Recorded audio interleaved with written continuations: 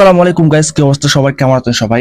আজকের ব্লগে আমি চলে গেলাম প্রতি বছর নিয়ে আয়োজিত এই বছরও এপ্রিলের 2 তারিখ ফকিরপাড়া হযরত শাহ বদর আউলিয়া রহমতুল্লাহ উরুস মোবারকে।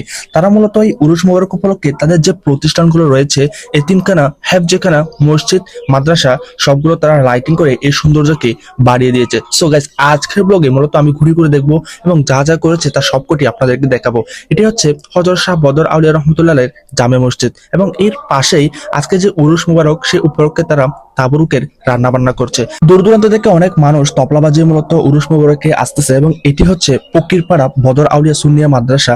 মূলত তাদের যতগুলো প্রতিষ্ঠান রয়েছে সবগুলোই হচ্ছে হযরত শাহ বদর আউলিয়া রহমতুল্লাহের নামে। অনেকক্ষণ ঘোরাঘুরির পরে গাইস তাবরুক না খেলে কি হয়, এবং আত্মীয়র বাসায় গিয়ে ভরপুর তাবরুককে আবার বের হয়ে গেলাম এবং আপনাদেরকে এত মানুষের ভিড়গুলো দেখাতে লাগলাম। আপনারা স্বচক্ষেই দেখুন ভান্ডারি ভক্তরা কিভাবে ভান্ডারি গানে মেতে উঠছে।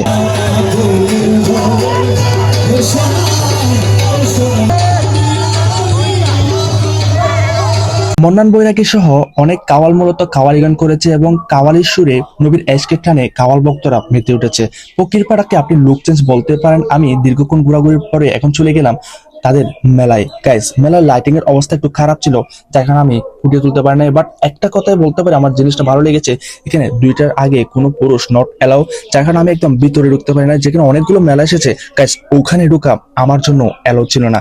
ভাবতে পারেন এখন কি পরিমাণ তাদের আইন আছে যে রাত 2টার আগে কোনো পুরুষ মেলায় ঢুকতে পারবে না। বাই দ্য ওয়ে, ফকিরপাড়া আমার সত্যি অনেক ভালো লাগে, কারণ এটা আগের চেয়ে অনেকটাই লুক চেঞ্জ। সবকিছু মিলিয়ে আজকে এই ব্লগটা আপনাদের কেমন লেগেছে আপনারা অবশ্যই জানাবেন, এবং ভালো লাগলে লাইক, কমেন্ট, শেয়ার করবেন।